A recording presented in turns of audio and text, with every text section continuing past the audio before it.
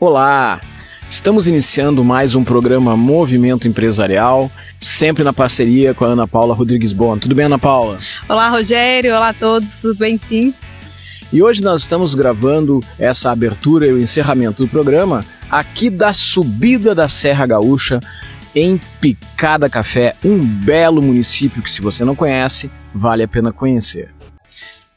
Os convidados do programa de hoje, Movimento Empresarial, são o diretor da Uneworld, uma grande operadora de turismo aqui do Rio Grande do Sul, Fabian Saraiva. Também vai estar conosco para falar sobre alguns aspectos jurídicos o advogado Felipe Almeida. Você sabe, as dicas de gestão empresarial são com a Vera Brock e as dicas de constelação familiar são com a Cláudia Fortuna. O nosso programa tem o apoio da Sistec, Contabilidade Digital. As gravações das entrevistas foram todas elas realizadas dentro da Macro Office, o seu espaço de eventos. Toda a comunicação, todos os contatos que o programa precisa são realizados pela Fly Digital. Um grande abraço para a Nelby. E a imagem que é captada no nosso programa é feita pela Priscila, uma fotógrafa fantástica. O programa Movimento Empresarial traz tudo isso e muito mais e está começando a partir de agora.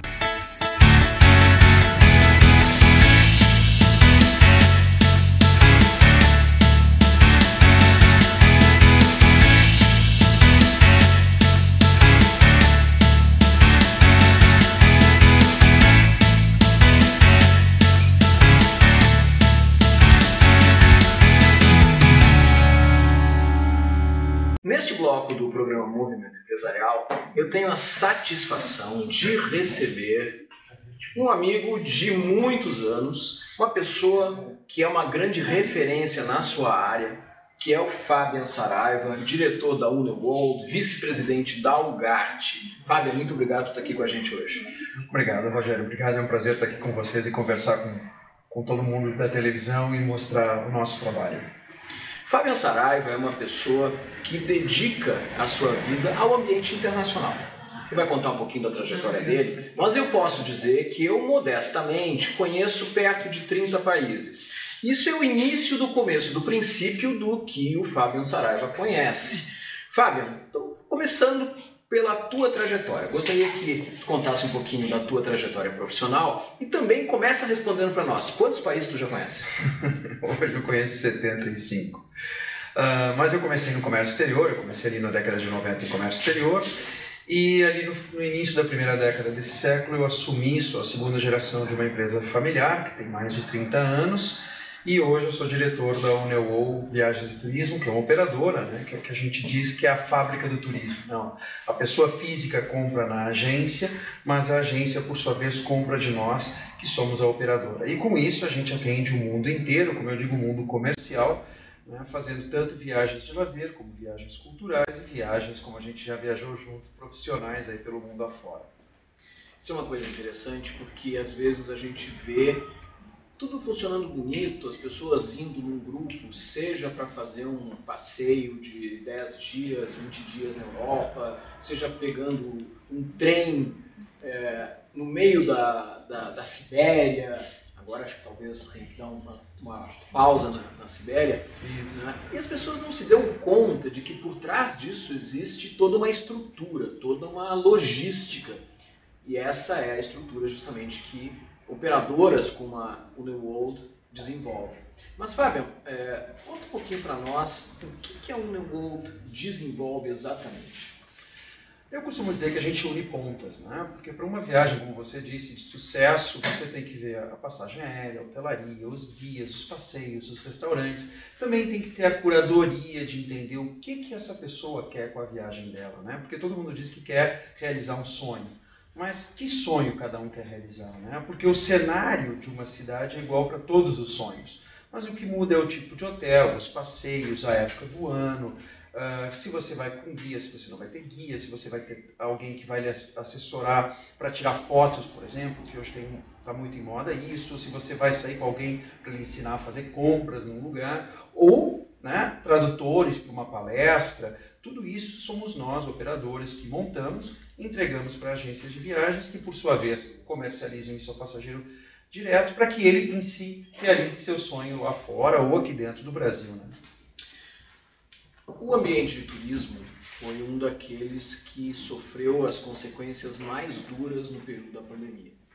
Eu tive a felicidade de estar presente com o Fábio em vários países, coordenando missões empresariais, e alguns exemplos aí, Vale do Silício, Canadá, Alemanha e outros lugares. E tínhamos várias outras ações programadas ali, 2020, 2021, quando tudo virou de cabeça para baixo. Como é que foi esse momento para o ambiente de turismo? Tu eras presidente da UGART e agora o mundo está em recuperação, mas as coisas ainda estão um pouco devagares, né? Conta um pouquinho para nós desse contexto pandêmico e pós-pandêmico para o ambiente de turismo. Bom, quando veio a pandemia, o mundo parou para todos, né? E nós que somos uma indústria de pessoas para pessoas, né? Foi muito difícil esse momento. Algumas empresas realmente fecharam as suas portas, infelizmente. Outros souberam se reinventar e se viram forçados a se recolocar no mercado. Hoje que o mercado está crescendo novamente, essas empresas estão surfando numa onda muito boa. O mercado de turismo tem batido recordes de faturamento e de passageiros embarcados, agora em 2022 e 2023, porque temos uma demanda reprimida. Só que isso também gera algumas questões, né? Muitos hotéis não reabriram as portas, fecharam, algumas companhias aéreas não têm todos os aviões que tinham antes ou não receberam os aviões que estavam planejados, tudo que aconteceu na pandemia. Então isso faz ter uma demanda reprimida muito grande, mas uma oferta menor. Então hoje nós dizemos que nós temos que fazer um reajuste no mercado, tanto de preço quanto de expectativa, porque em alguns lugares do mundo as portas já se abriram, mas não se abriram igual a 2019. E a expectativa de todos é que a gente volte para o mundo de 2019. Só que o mundo de 2019 ficou em 2019. Não existe mais. Não existe mais e nós temos que nos readaptar com um novo mundo pós-pandêmico, onde todas as cadeias estão se readequando, seja como for, mediante as novas circunstâncias inflacionárias, falta de equipamentos, falta de pessoas ou até problemas logísticos em função de tudo que eu estou comentando. Então nós estamos hoje, né, num crescimento fantástico, mas também se readequando à realidade desse mundo pós-pandêmico. Fabian foi presidente da UGART, atualmente é vice-presidente da UGART. Eu queria que tu falasse um pouquinho da UGART, o que é a UGART. E a UGART tem uma feira muito importante que aconteceu recentemente aqui em Porto Alegre e que, sem dúvida, já tem o seu lugar no calendário de eventos do nosso estado. Conta para nós um pouquinho sobre a entidade e sobre esse evento. Bom, a UGART é uma associação gaúcha dos operadores de turismo, tem mais de 30 anos. Hoje nós somos 12 empresas associadas e nós temos, como você disse, a nossa feira que acontece em março. É uma feira para 3.000 agentes de viagens, onde nós temos 177 expositores, muitos países, muitos operadores de fora do Rio Grande do Sul, para mostrar o trade gaúcho, todas as oportunidades de negócio que nós temos. Fora essa ação que acontece em março, nós, via de regra, fazemos mais 2 ações de interiorização, como nós falamos, que nós vamos para cidades do interior mostrar a associação, os produtos e as empresas para esses agentes de viagens que muitas vezes estão distantes de Porto Alegre, mas também precisam da nossa atenção. Então essa é a UGART, uma associação extremamente presente no mercado gaúcho de turismo, não só local, mas nacional também. A Unaworld é uma empresa que se especializou em desenvolver pacotes no ambiente internacional. Sei que hoje também está fazendo no ambiente nacional, mas ela se tornou conhecida justamente no ambiente internacional. Queria que tu comentasse alguns desses pacotes, desses destinos mais diferentes, né? Eu sei que tem o trem transiberiano, aliás, tu andaste por alguns países aí, Uzbequistão, Cazaquistão e outros estão, né? Conta para nós um pouco. Os destinos que mais ou menos agora estão se operando são os destinos mais básicos, né? Ainda a gente não se atreveu a lançar destinos mais sofisticados ou mais exóticos, né? Então nós estamos operando bastante o Egito, Maldivas é um destino muito bem visto, África do Sul está retornando, agora que a Latam está com o voo Guarulhos-Johannesburgo. Europa voltou, e para 2024 sim, a gente vai colocar outros destinos que já tinha na prateleira do 19, só que a gente está aguardando para ver como é que vai ser esse novo abertura, né? Como o Japão, China, os próprios tãos, como eu brinco, a Rota da Seda, né? Uzbequistão, Cazaquistão, Tadiquistão, todos esses destinos eles estão sedentos. Eu fui agora a Madrid na feira Fitur, que foi em janeiro, né, para refazer esses contatos e todos esses acordos comerciais para relançar isso no 24. Porque a gente acredita que ainda no 23 é um assentar das coisas, né, é se acomodar ainda e ver como é que esse novo normal se produz. E como são destinos muito exóticos, com uma infraestrutura diferenciada em vários aspectos, né, a gente tem que tomar cuidado antes de lançar isso ao mercado. A guerra da Rússia com a Ucrânia, de alguma forma, ela afeta o ambiente de turismo, causa alguma interferência que não favorece ao restabelecimento dos negócios? Com certeza. Por exemplo, nós éramos famosos por vender Rússia e o Grande Expresso Transiberiano. Esse produto não existe mais, né, porque nós estamos no bloco ocidental contra a guerra da Ucrânia, então nós temos os embargos econômicos e embargos de serviço, né? Por exemplo, companhias aéreas europeias não aterrissam mais nos aeroportos russos. Então esse mercado fechou. E também gera um pouco de receio, né? Alguns passageiros têm medo de ir para a Polônia, alguns têm medo de ir para a Romênia e Bulgária, porque são fronteiriços com a Ucrânia e isso gera um pouco de receio. Mas eu quero dizer para as pessoas que, olha, o conflito está restrito realmente à Rússia e à Ucrânia, os demais países estão abertos, funcionando. Nós temos passageiros chegando na Polônia, na Bulgária e na Romênia, relatando normalidade, que são países muito bonitos. Então eu digo assim, né? Para quem está pensando em viajar, não pense que a guerra é um empecilho. Aproveite, viaje, o mundo está aí para isso e você vai se surpreender com as belezas que os outros países têm. O dólar ele resolveu se estabilizar acima dos R$5 já há bastante tempo. Nesses últimos dias que ele mostrou um pouco de solidariedade conosco e chegou aí na faixa abaixo dos R$5. O que está sendo mais difícil, Fabian, nesse momento de retomada, para que as coisas acelerem-se? E não vou nem colocar que volte a ser como 2019, porque aquele mundo já ficou em algum lugar no passado, mas o que está sendo mais difícil nesse momento? Os aéreos. Os aéreos têm impactado muito, a oferta tanto doméstica quanto internacional ainda não voltou aos números pré-pandêmicos, então a pressão nos preços das passagens aéreas tem feito um estrago no mercado, né? Porque nós estávamos com uma ideia de preço X antes da crise, hoje nós voltamos para o mercado onde o internacional é bem visto e procurado, mas claro, o imaginário das pessoas ainda está no preço de 2019. Então esse imaginário tem impactado, alguns passageiros já se acostumaram com esses novos números e estão viajando. Outros estão procurando ainda alternativas, revendo o seu tipo de pacote, então se ficava em 5 estrelas, hoje fica em 4, fica em 3, tira alguns passeios para poder se encaixar no seu orçamento. O bom mesmo é que a gente vê que o brasileiro colocou no seu calendário anual viagens, né? Seja nacional, internacional ou regional, ele tem que viajar. Isso é muito bom para a indústria do turismo, porque se transformou não num produto de luxo, mas sim num produto de necessidade para todas as camadas sociais. E o turismo é uma indústria fantástica, porque muitos destinos se reinventam, se mantêm e se reconstrói base o turismo. E muitas comunidades vivem do turismo, né? Então, essa é a magia do nosso setor, né? Uma indústria que fomenta o melhor do ser humano, né? A cordialidade, a criatividade, a arquitetura, a música, a cultura, isso que a nossa indústria faz. Então, quando nós brasileiros temos o anseio de viajar, isso é muito bom. Agora, o Fabian comentou no início da entrevista que ele já esteve em 75 países e não é só já esteve em 75 países, já esteve várias vezes em muitos destes 75 países, né? Então eu queria te pedir para tu contar alguma história publicável que tu possa colocar aqui diante das câmeras de alguma coisa pitoresca que aconteceu em algum dos grupos que muitas vezes o Fabian acompanha também. Os grupos, estivemos em vários países, como eu comentei, acompanhando grupos em missões acadêmico-empresariais. Conta uma história que tu acha que o público gostaria de conhecer. Eu gosto muito de contar a história do Uzbequistão, é o coração da Rota da Seda, né? E eu gosto muito de história e sou apaixonado por história. E eu, quando estive lá, eu estava sozinho, né? Fui fazer uma inspeção para ver e conhecer mais do destino para trazer para o nosso portfólio.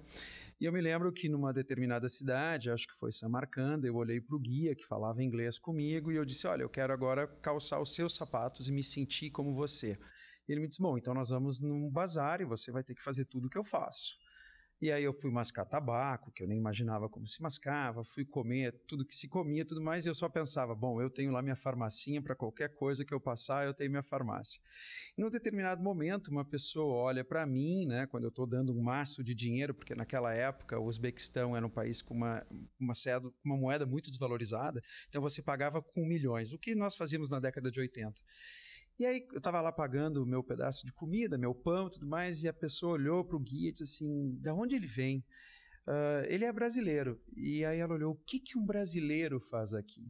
E aquilo eu me senti como Marco Polo de novo, viajando pela Rota da Seda. E isso eu gostei muito, porque para nós, da indústria do turismo, né, poder sentir esse ambiente exótico, ainda por ser descoberto, é muito gostoso, né? Claro que eu gosto de ir a destinos comuns e a restaurantes legais, mas também ver esses lugares exóticos fora do imaginário é muito bom. Então eu gostei muito dessa experiência e eu cada vez gosto mais dos países muçulmanos. Eu acho a história, o fascínio, o lado místico desses países muito legal. E a gente também, cada vez que vai para esses países, desmistifica um pouco mais essa cultura que é tão mal falada no Ocidente, né? Então eu gosto muito desses países e eles me chamam a atenção. Fabião, e o Egito? O Egito é um dos países que tu também tiveste várias vezes. O ambiente do Egito, ele é um ambiente receptivo para os turistas? As pessoas podem fazer com tranquilidade uma viagem ao Egito ou é algo que a gente tem que tomar muito cuidado? Eu sempre recomendo ir com uma agência de viagens, um operador, porque é um destino que sim, tem as suas peculiaridades, mas é um destino fantástico, Rogério. Assim, as pirâmides, a esfinge, o cruzeiro pelo Nilo é ótimo de se fazer, né? Entender a realidade desse povo milenar que passou por vários impérios, várias civilizações, é muito legal. É um país que tem uma estrutura fantástica de turismo, tem ótimos hotéis, tem bons aeroportos. Claro, as conexões terrestres ainda é um problema, então a gente voa bastante, tipo de Cairo a Assuã, a Busimbel, a Luxor, a Sharm el-Sheikh, né? E tem o balneário de Sharm el-Sheikh, que é assim, maravilhoso, né? Assim, fantástico. Você faz mergulhos pelo Mar Vermelho, você pode fazer snorkeling. Eu digo até para quem não sabe nadar, é só colocar uma boia que você já vê o peixe, os arrecifes. Então é um destino com muita atração, muita história e que fascina a todos. E eu sempre gosto de olhar as pessoas mais velhas quando elas estão na pirâmide, porque algumas chegam a ficar nostálgica, se lembrando da professora da 4ª, da 5ª série, e aí eles tocam na pirâmide assim, pô, eu vivi uma vida inteira e cheguei e coloquei a mão na pirâmide, né? Porque a gente vê em livros desde pequeno, mas quando você tá lá e se dá conta que aquilo é real, que aquilo foi real, tem pessoas que se emocionam ao se lembrar da sua infância e hoje adultos estarem lá. Então o Egito é esse país que mexe com muitos sentimentos, muitos sentidos da gente, né? Então o Egito é um destino muito legal. Eu gosto muito, já fui 4 vezes, é um dos maiores destinos de venda da UNEWOL. Ano passado nós vendemos cerca de 1.000 passageiros, esse ano já está projetado mais de 1.000. É um destino que nunca se fechou, ele ficou fechado ali de março a maio de 2020, mas depois abriu. Foi um dos primeiros destinos a ter toda a sua estrutura conforme as regras sanitárias da pandemia. Então ele tem surfado numa onda fantástica e hoje é um boom de mercado. Fabião, enquanto a gente não viaja com um grupo da UNEWORLD para o Egito, deixa uma mensagem para as pessoas que estão nos assistindo pela Rede Sul de TV. Bom, eu só posso fomentar o meu mercado. Viaje, porque viajar você vai poder experimentar sensações fantásticas, você vai poder mexer com seus 5 sentidos e, principalmente, você vai poder escrever histórias no seu livro que só você vai poder ler. E essas recordações ficarão para sempre. Muitas vezes o material conta, mas o que conta mesmo é o que a gente fica gravado no cérebro e é o que a gente vive, e não o que a gente compra. Então viajar é isso, né? Viajar é poder ter uma experiência só sua. Então desejo que todos possam viajar. Obrigado, Fabian Saraiva, diretor da UNEWORLD, vice-presidente da Algart. Obrigado, Rogério. Obrigado, Movimento Empresarial. Sucesso. E nós vamos continuar nessa viagem do movimento empresarial daqui a pouquinho. Fica aí.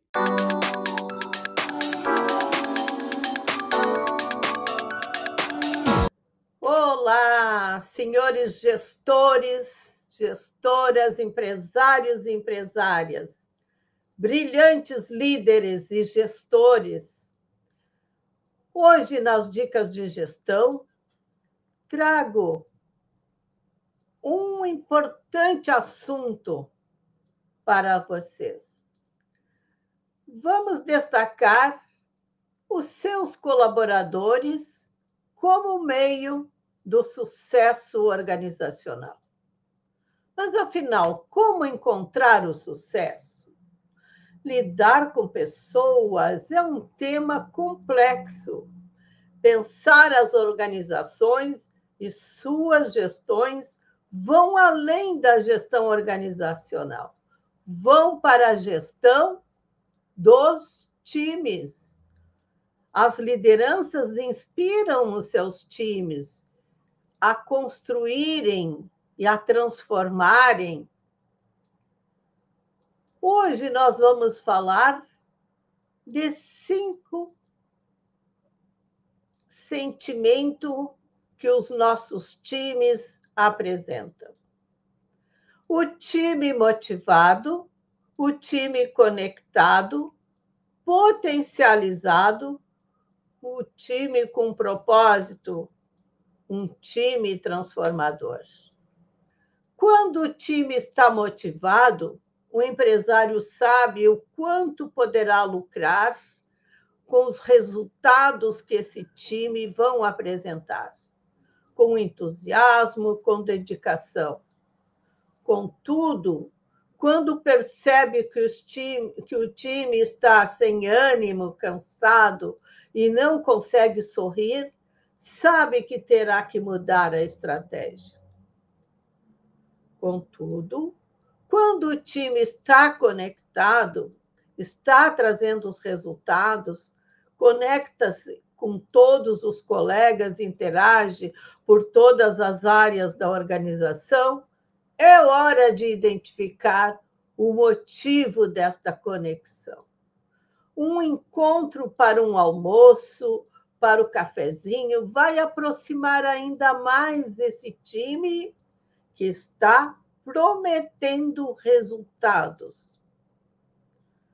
Time potencializado. Quando o time se apresenta motivado, conectado com os colegas e por toda a organização, o resultado é potencializado com a sua energia. Time com propósito definido. Você, empresário brilhante, precisa apenas definir o propósito da empresa e a filosofia empresarial e garantir a conexão do time. Time transformador é o time que já conseguiu avançar a motivação, a conexão, a potencialização com a filosofia, com o propósito bem definido. Agora, senhor empresário, empresária, estamos diante de um time que promete a transformação. Transformar para o sucesso da sua empresa. Gostou? Então, vem comigo para a próxima terça-feira nas Dicas de Gestão da Vera Brock no Movimento Empresarial. Até lá! Yeah, aqui não tem tempo ruim, tudo é alegria, curtir o dia numa boa com toda a família, com várias áreas pra curtir, é muita emoção. Vem refrescar o lado, criança cantando esse refrão. Aqua Loucos é pura diversão.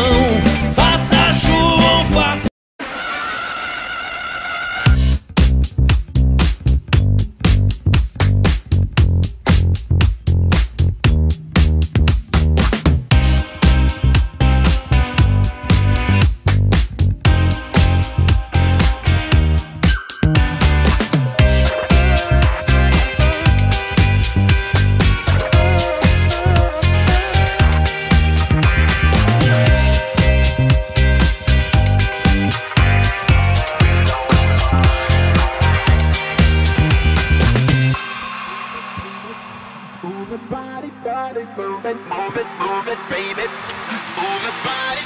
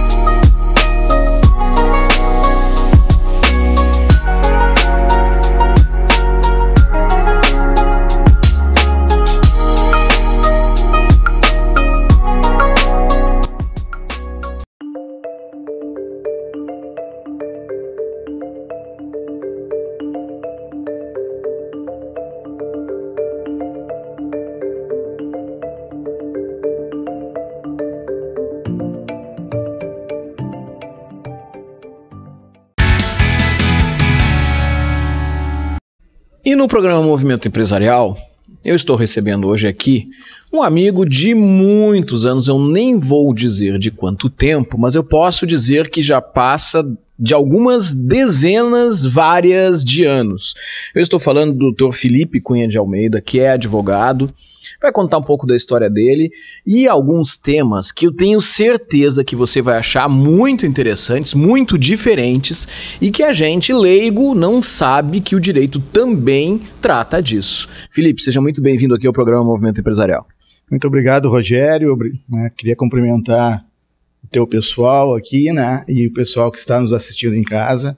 É um prazer te reencontrar aí, né. Claro que já viemos conversando algumas vezes, mas finalmente temos, né, colocando em prática esse projeto aí, né, de trazer temas importantes aí sobre o direito, bem atuais, e que realmente há pessoas que vão realmente ficar um pouco surpresas, e eu espero que no sentido positivo.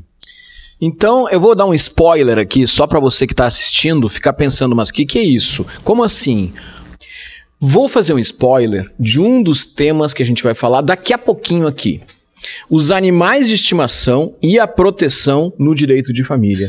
Como assim? Pois é. Felipe, conta para nós, antes da gente entrar nesses temas, um pouco da tua trajetória profissional como advogado. Bem, na verdade, eu me formei em Direito, né? Senão não poderia ser advogado, e junto com o Direito, com a advocacia, perdão, talvez um pouquinho antes surgiu a paixão pela docência, né? Eu sou advogado, sou especialista e mestre, e também leciono na graduação, lá em Taquara, aqui no Rio Grande do Sul, e em alguns cursos de pós, né? E na Escola Superior da OAB. E por ser professor de Direito de Família e de Contratos, além de outras questões, sempre surgiram temas que, na atualidade, vêm se comunicando muito com o direito de família. Um deles, né, é realmente o que a gente vai tratar um pouquinho sobre o tal do contrato de namoro. Afinal de contas, haveria possibilidade de se falar nessa figura contratual, e também a questão, né, dos animais de estimação. Como um spoiler, assim, vamos dizer, sendo protegidos pelo direito de família. Uma espécie de guarda. Correto? Então são temas que, em que pese não exista ainda uma legislação expressa por um Código Civil, por exemplo, já vem sendo objeto de debate no Judiciário, com decisões muito interessantes.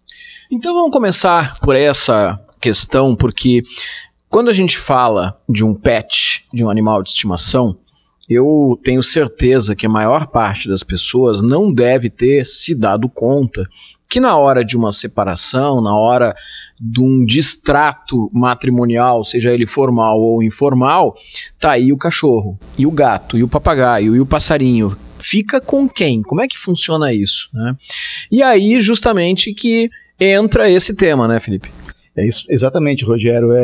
se nós pegarmos, eu não vou incomodá-los aqui com o juridiquês, tá? Mas se a gente pegar um animal, seja qualquer ele for, pode ser um leão, né, um rinoceronte, ou então um passarinho bem pequeno, para o Código Civil ele é um bem. Ele é um bem semovente, ou seja, é um bem que se move com as suas próprias forças. Mas ele é um bem, correto? Então imagina o seguinte, o casal está se divorciando, se separando, ele tem a nota fiscal de um cachorro caríssimo, por exemplo, ou então de um cachorro sem raça definida, não vira-lata, sem raça definida, né? E aí ele diz o seguinte, eu quero ficar com o cachorro, ele tem que entrar na partilha. E ela diz, mas eu amo esse cachorro. Ele me ama.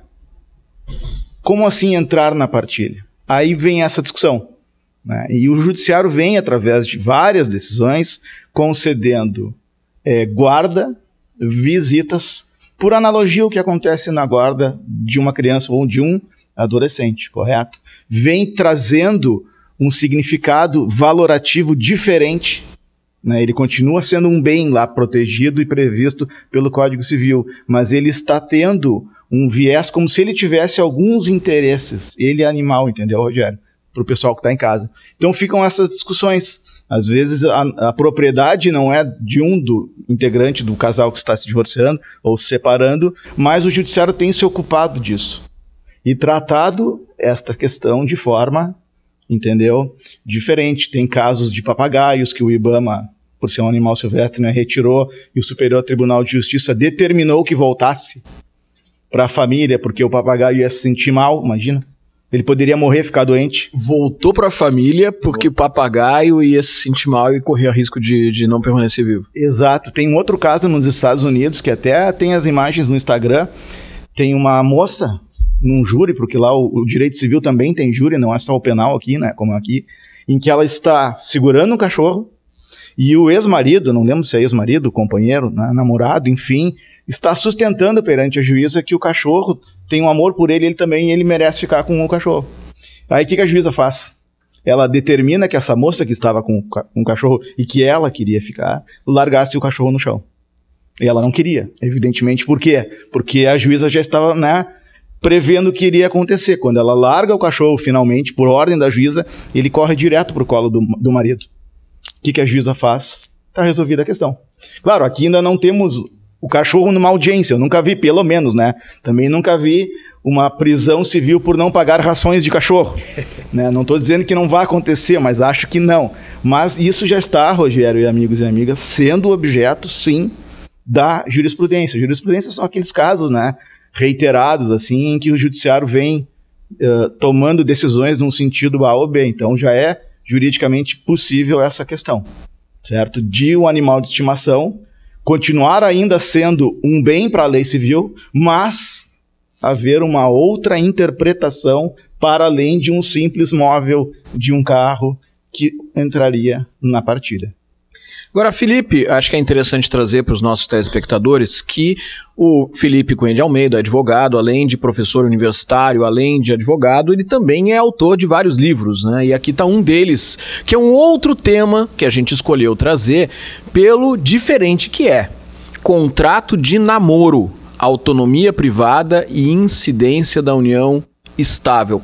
Conta para nós, como assim contrato de namoro, doutor Felipe? Pois é, Rogério, essa é uma situação relativamente nova, certo? Não os contratos em si, mas o denominado contrato de namoro. E com a pandemia, muitos casais resolveram morar juntos. Por quê, né?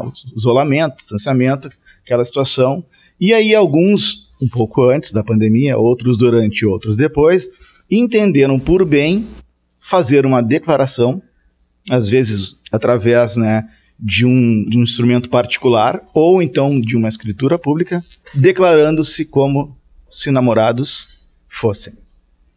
Aí a gente pensa, né, rapidamente assim, nós vivemos de contratos todos os dias. Vai comprar um café num bar, num restaurante, tem uma compra e venda, correto? Empresta um livro, tem um contrato de empréstimo. Faz uma palestra, tem um contrato de prestação de serviços ou algo que o valha, correto? Então o Código Civil ele tem um catálogo de contratos. Mútuo, empréstimo, locação, transportes seguros. Mas a lei civil também autoriza que outros contratos que não estejam previstos na lei possam ser feitos, desde que respeitadas as regras gerais, correto?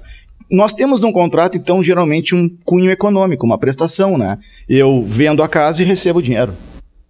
Eu recebo dinheiro, mas vendo a casa. O que haveria num contrato de namoro?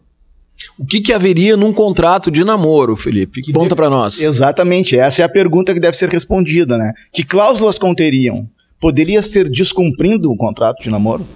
Imagina a pessoa entrar com uma ação contra a namorada exigindo o cumprimento desse contrato.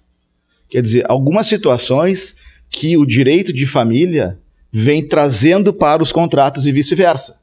Mas tem que haver uma comunicação, porque, na verdade, se declarar namorados não significa efetivamente haver um contrato, certo? O que está acontecendo é a questão da união estável. Muitos desses contratos buscam afastar o que é os efeitos da união estável, correto? E a união estável é uma conquista muito dura do ordenamento jurídico brasileiro que veio consagrada na Constituição Federal e depois no Código Civil. Aí a pergunta é, será que esse contrato afasta uma família constituída? Um papel pode afastar o que a Constituição demorou, né, para trazer? Então essa é a questão. Imagina o Rogério Juiz analisando um pedido de união estável e tentando um acordo e diz assim, então, senhores, vocês conseguem, né, chegar a um consenso? Ele, não, doutor, na verdade eu até gostaria de contribuir, mas é que nós temos um contrato de namoro, então não tem o que fazer, eu não sou marido dela como se fosse, na prática. Bom, e se o juiz Rogério se convencer que existe uma família ali? Será que ele afastaria essa família por causa do contrato ou esta família reconhecida, né, atropelaria esse contrato e dizer, bom, essa questão do contrato entre vocês, para mim, e para o jurídico, e para a Constituição, não vale. Vocês entenderam? Então, é uma questão bem interessante, bem atual, e que merece um tratamento científico, não no achismo. O direito, ele não admite o achismo. Ele é uma ciência não exata, mas é uma ciência, né? Então, os conceitos têm que ser trazidos, comprovados à luz da Constituição e do Código para ver se há efeitos nessas questões. E à medida que vão sendo tomadas decisões num determinado sentido, isso forma a chamada jurisprudência, né? E aí outros casos passam a ser olhados também com base nessa jurisprudência, que é uma espécie de direito em movimento, é isso mesmo? É, exatamente, Rogério. O STJ, por exemplo, né, em alguma questão federal do Código Civil, de uma lei de locações, diz o seguinte, para esses casos o entendimento é esse, correto? Então, via de regra, os juízes de primeiro grau e os tribunais estaduais e do Distrito Federal vão seguir aquele raciocínio, correto? Porque realmente a jurisprudência se formou lá naquele tribunal. Ou ela vem pipocando, como a gente fala, perante os tribunais locais até que chegue no STJ. E o STJ diga, o contrato de namoro é válido, o contrato de namoro não é válido. Posso sim ver a guarda de um animal de estimação dentro do direito de família. Não posso ver a guarda, vocês entendem? Então é essa questão que o estudioso, que quem trabalha com o direito, quem é parte num processo, tem que ficar atento. Agora, Felipe, esse livro, Contrato de Namoro, Autonomia Privada e Incidência da União Estável, muito interessante. Onde é que ele pode ser encontrado e qual é a editora que lançou esse livro? Esse livro ele pode ser encontrado, Rogério e amigos, né, em todos os sites, via de regra, que vendem livros, e ele é da editora Totti, de Londrina, do Paraná. Então, no próprio site é possível adquirir. Muito interessante. Mas, Felipe, dentro dessa construção de temas diferentes do direito, esses assuntos também costumam se falar em palestras, em workshops, né? Porque eu tenho certeza que acaba gerando interesse tanto dos nossos telespectadores que são leigos no direito, assim como eu, mas principalmente das pessoas que acabam vivendo essas situações, que daqui a pouco tem um pet ou que tem algum tipo de relacionamento. Então, tu também desenvolve palestras e atividades para falar sobre esses temas, né? Sim, Rogério, foi bom ter tocado nesse assunto. Nós, através do YouTube e do Instagram, né, a gente está sempre divulgando esses trabalhos e o teor, né, mais resumidamente também, né, e fazendo cursos presenciais e cursos online sobre as temáticas tratadas nos livros, né, que eu reproduzo em sala de aula na graduação, na pós-graduação, na Escola Superior da Advocacia, né, onde a gente costuma tratar muito essas questões. Então, pelo YouTube e pelo Instagram, o pessoal que me segue tem como saber, não um spoiler, né, mas exatamente o que está sendo tratado e o que vai ser aprofundado, não só quanto a esse tema, mas em todos aqueles que eu realmente trabalho. Felipe Cunha de Almeida, advogado, queria te pedir para tu deixar uma mensagem para os nossos telespectadores que estão aqui acompanhando o programa Movimento Empresarial. Bem, pessoal, primeiro reiterar os agradecimentos, certo, da participação, elogiar toda a estrutura, né, que aqui me acolheu e dizer para o pessoal que está em casa, sejam eles estudantes de direito ou não, que o direito ele faz parte da nossa vida. Não há como fugir disso, né? Um simples cachorro pode ser para uma pessoa, mas para a mãe dele ou o pai é um filho. Hoje em dia se trata assim. Posso não concordar, posso não gostar, claro que sim, mas sempre discutindo tecnicamente a questão, certo? Sempre analisando o que é ter direito, independentemente da área, à luz do nosso ordenamento jurídico, correto? Então, nós temos que trabalhar essas questões, como eu repito, fora do achismo, fora do, para mim é uma situação, para vocês é outra. Não, eu tenho que saber contextualizar o que acontece aqui no nosso mundo, faticamente, para ver se encontra alguma previsão em lei para uma consequência, a nulidade de um negócio, a constituição de uma família, vocês entendem? Ser obrigado a pagar rações para um cachorro, como eu falei, que está acontecendo, mas de maneira técnica. E o gosto ou não gosto, bom, aí fica para questões subjetivas. Então fica o convite para você conhecer o trabalho do Dr. Felipe Cunha de Almeida, siga ele no Instagram, no YouTube, tá aqui um dos livros, certamente você vai tomar contato e conhecimento, assim como nós aqui no programa tomamos com esses temas tão diferentes de inovação na área do direito que o Dr. Felipe está tratando. Então, Felipe, muito obrigado por ter estado aqui com a gente. E você que está acompanhando o programa, continua aí, tem mais Movimento Empresarial daqui a pouquinho.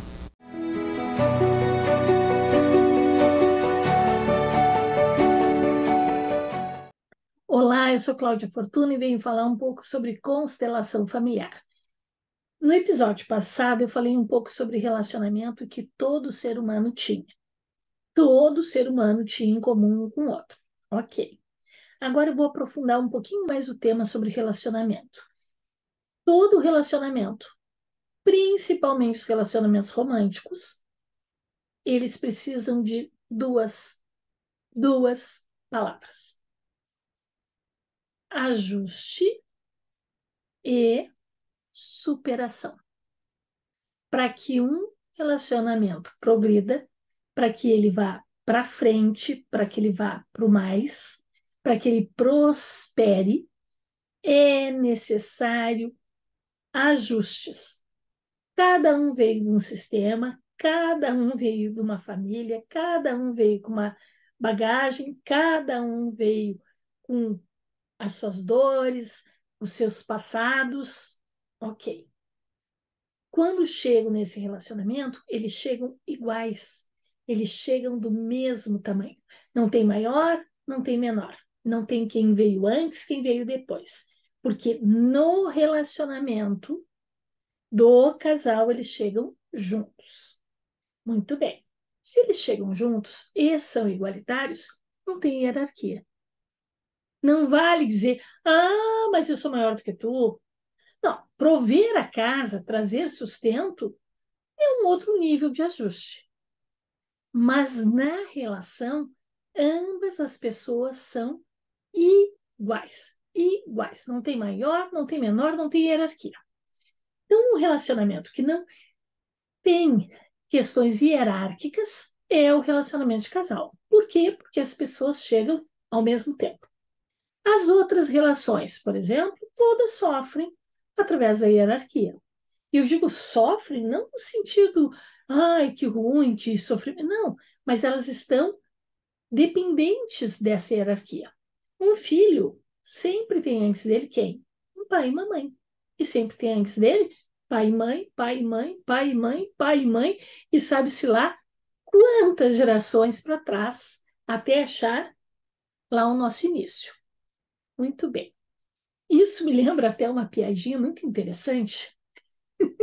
Então, imagine o seguinte: está uma sala de um psiquiatra, tá? A gente vê assim, doutor, blá, blá, blá. E aí está sentado uma galinha e do lado da galinha um ovo, tá? E aí, o psiquiatra diz lá de dentro: entre o que chegou primeiro. O ovo e a galinha se olham e ficam sem saber quem é que vai entrar na sala do psiquiatra. Claro, é uma piadinha. Mas com isso, eu estou dizendo o quê? A história do ovo e da galinha é uma história que todo mundo usa, né? Uma imagem muito bacana de quem veio antes, quem veio depois, quem nasceu primeiro, quem... Claro, todos nós viemos de uma hierarquia, nós não sabemos quem é que chegou primeiro, se foi o ovo, se foi a galinha. Mas nós sabemos que numa relação a dois de casal, e casal eu quero dizer todos os tipos de casal, as pessoas chegam igualitárias. Então aqui não vale essas questões hierárquicas de quem chegou antes, quem chegou primeiro, quem chegou depois. Isso é muito importante que fique claro para as pessoas. E por que a palavra ajuste? Porque cada um traz a sua criação, traz as suas manias pessoais, traz as suas manias adquiridas, e isso precisa um ajuste. Qual é o melhor momento de se casar? No auge do fogo da paixão. Por quê? Porque o fogo da paixão vai ajudar a derreter essas cracas, essas rigidezes que a gente traz de manias e ajudar a moldar para que esse casal tenha uma chance de prosseguir. Então, quem está pensando em casar, não espere passar o fogo da paixão, porque é mais fácil fazer os ajustes durante este período. Muito bem, feitos os ajustes. E aí? Aí, às vezes, eu preciso superar. Porque cada um trouxe para a relação o que tinha. Mas não significa que o que tinha é fácil do outro engolir, é fácil do outro superar. Juntos, eles precisam achar um jeito de prosseguir. Então, volta e meia, olhe para o seu parceiro, olhe para o que ele tem, qual é a bagagem que ele está atualmente. Olhe para a sua bagagem, olhe para o que você traz para essa relação. E pense, que passos nos levaram a nos encontrar nesta vida? Por que nós nos sentimos atraídos? Como que nós acabamos juntos? Então, sempre pense nisso, para que você tenha a força de superar. Até um próximo Movimento Empresarial. Tchau, tchau. Yeah, aqui não tem tempo ruim, tudo é alegria, curtir o dia numa boa com toda a família, com várias áreas pra curtir, é muita emoção. Vem refrescar o lado, criança cantando esse refrão. Aqualocos é pura diversão. Faça chuva ou faça...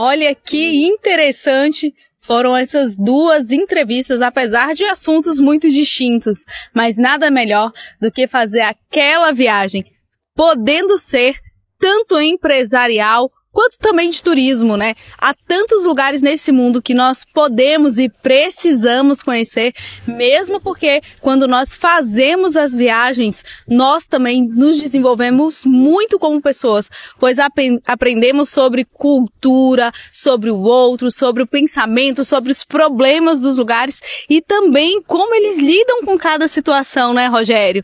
E também o Felipe trouxe esse assunto tão atual sobre a importância desses relacionamentos como namoros e como deve ser feito toda essa parte jurídica e também sobre os pets dos corações, né? Que muitas vezes, antigamente, era tratado como um bicho e hoje em dia é como um filho, é uma parte da família.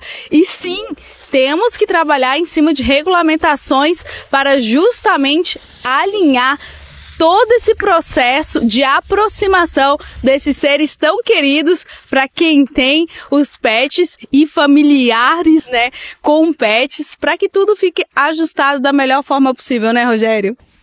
Ana Paula, quando a gente está falando de turismo, a gente está falando muitas vezes de coisas próximas, né? Hoje a gente está gravando esse bloco aqui de Picada Café, que é Serra Gaúcha, a subida da serra, na verdade, e pode ser alguma coisa assim.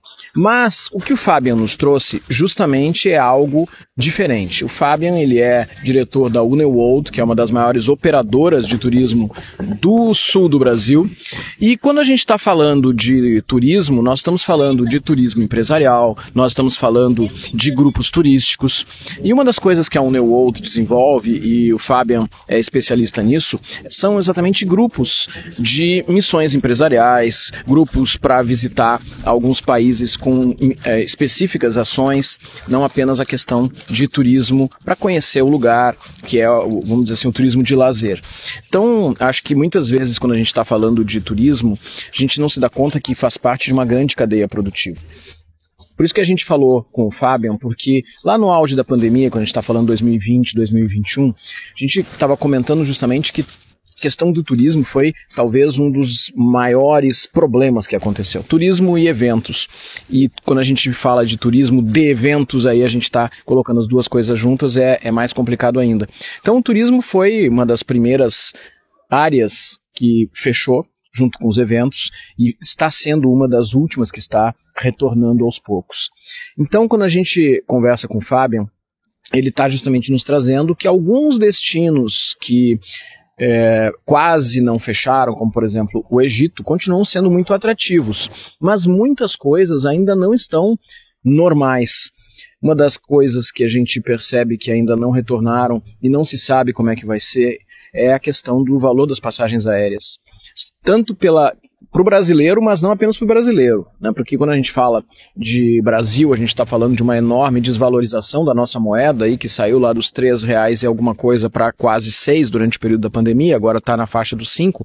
Então é lógico, como o preço de combustíveis aéreos é vinculado ao dólar, então isso acabou impactando de uma forma importante no valor das passagens aéreas. E como a gente está falando de turismo internacional, de viagens internacionais, o custo do combustível de avião é um dos principais insumos das passagens, e as passagens são um dos principais custos do pacote, bom, então a gente está dizendo que nós estamos ainda vivendo uma situação bastante complicada para essas ações no ambiente internacional. Mas uma das coisas que eu desenvolvo há bastante tempo são missões empresariais, né? Então tive oportunidade de coordenar missões para a China, para os Emirados Árabes, Estados Unidos, Canadá, Alemanha várias vezes. E isso é uma coisa que gradativamente está voltando, ainda timidamente, ainda com muitas pessoas querendo ir, mas ainda sem coragem ou sem condições, porque a pandemia trouxe um momento bem delicado, tanto para a empresa como para as pessoas, tanto sob o ponto de vista da saúde física das pessoas, mas também da saúde financeira das pessoas. Tem ainda consequências bem complicadas. E o Fabian nos trouxe um pouco desse panorama do ambiente de negócios dentro da cadeia produtiva do turismo e dentro da cadeia produtiva de missões e todo esse contexto. Agora, um outro assunto que tu trouxeste, que foi a conversa nossa com o Felipe Almeida, Dr. Felipe Almeida, é uma coisa que eu não tinha noção, Ana Paula, que é, por exemplo, o contrato de namoro. Né? Por quê? Porque as pessoas começam a se relacionar, começa daqui a pouco a ficar uma situação mais séria, e ali na frente pode gerar algum tipo de consequência, quando as pessoas eventualmente não estão mais juntas. E, bom, o que era isso? Era só um namoro? Era uma união estável? Não chegou a acontecer um casamento, mas muitas vezes isso acaba gerando consequências, gerando uma disputa que já está chegando nos tribunais. Então o que está sendo feito é esse contrato de namoro para regulamentar, para ajustar as coisas desde o início. Não sei quem é que vai fazer um contrato de namoro, mas de qualquer forma é algo que está acontecendo e é interessante as pessoas se darem conta. E outro ponto que o Dr. Felipe Almeida trouxe para nós é a questão dos pets. Aí também envolvendo muitas vezes o fim de uma relação. A família ou o casal tem um gato, um cachorro, um papagaio, algum animal de estimação, algum pet, e quando termina a relação, bom, quando existem filhos, existe a justiça que vai lidar com isso, vai definir a guarda para um lado, para a mulher ou para o homem, com relação aos filhos, ou guarda compartilhada. Mas e quando a gente fala de um pet? Como é que funciona isso?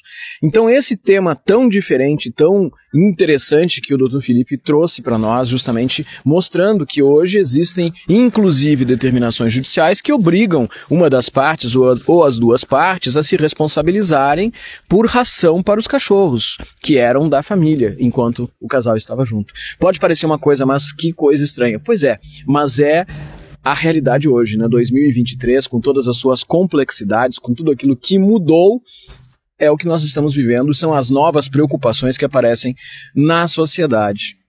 Mas, Ana Paula, a gente está chegando ao final do programa e eu quero te pedir para fazer aquele convite especial para todo mundo, né? Para todo mundo que está nos vendo, mas em especial para as mulheres. Sim, estamos todas as quintas-feiras às 16 horas com o programa de TV Para Elas na TV, aqui na Rede Sul de TV, falando sobre diversos assuntos do universo feminino, inclusive desde cabelo, a família, a autocuidado, liberdade financeira e muitos outros assuntos. Então, e se você ainda não assistiu, o horário não permite que você assista, também não tem problema. Todas as entrevistas estão lá no canal do YouTube. @programa Para Elas na TV, que você vai ver todas as entrevistas lá com profissionais, com mulheres, com homens incríveis, falando sobre todos esses assuntos. E você sabe, todas as terças-feiras, às 21h30, nós temos um encontro marcado para falar de negócios, para falar de inovação, para falar de novidades no programa Movimento Empresarial. O programa está chegando ao fim hoje, mas semana que vem estamos de volta. Até lá, tchau, tchau. Até lá, tchau, tchau.